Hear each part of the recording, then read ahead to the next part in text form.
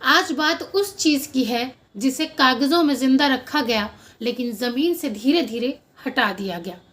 मनरेगा, जिसे लोग एक योजना कहते हैं लेकिन असल में ये आखिरी सहारा था। आज हम ये नहीं पूछेंगे कि मनरेगा बंद हो रही है या नहीं।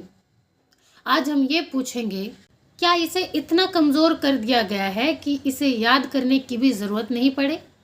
अब तक हमने मनरेगा पर बहुत बातें सुनी, लेकिन जो बात नहीं सुनी वही सबसे ज्यादा जरूरी है। मनरेगा कभी रोजगार योजना नहीं थी, ये गरीबी मापने का आईना थी। सरकार को पता चलता था कहाँ काम मांगा जा रहा है, कहाँ लोग मजबूर हैं। अब जब काम मांगने का डेटा ही गायब है तो गरीबी भी कागज से गायब हो जाती है। मनरेगा का सबसे बड़ा नुकसान शहरों को दिखता ही नहीं। जो शहर में बैठा है उसे लगता है गांव में तो लोग काम नहीं करना चाहते, लेकिन सच ये है कि काम मांगना ही सिस्टम में मुश्किल बना दिया गया है।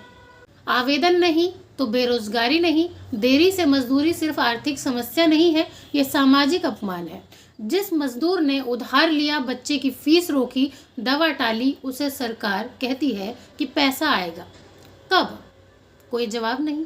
काम मिलेगा, शायद पैसा मिलेगा, कभी शिकायत करोगे, सुनवाई नहीं, योजना कानून में है, लेकिन जिंदगी में नहीं। ये बहस रोजगार की नहीं है, ये न्यूनतम सम्मान की बहस है।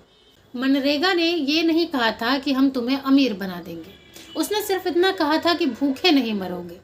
अब सबसे जरूरी बात, जब सरकार खुद सबसे बड़ी नियुक्ति थी तब निजी सेक्टर को जवाब देना पड़ता था। अब जब सरकारी रोजगार कमजोर होता है तो मजदूर के पास कोई मोल भाव बचता ही नहीं। मनरेगा का सवाल ये नहीं है कि योजना चलेगी या नहीं, सवाल यह है कि गरीब को अधिकार मिलेगा या सिर्फ भरोसा, और भरोसे पर कभी कोई पेट नहीं भरता और ना भरेगा। ये हमारे सिस्टम की कहानी है, एक ऐसा सिस्टम जो योजनाओं को अचानक खत्म नहीं करता, बस उन्हें इतना बेअसर बना देता है कि कोई सवाल ही ना उठा सके। आज सवाल ये नहीं है कि 100 दिन का काम मिलेगा या नहीं, सवाल ये है कि गरीब को सवाल पूछने का हक बचेगा या नहीं।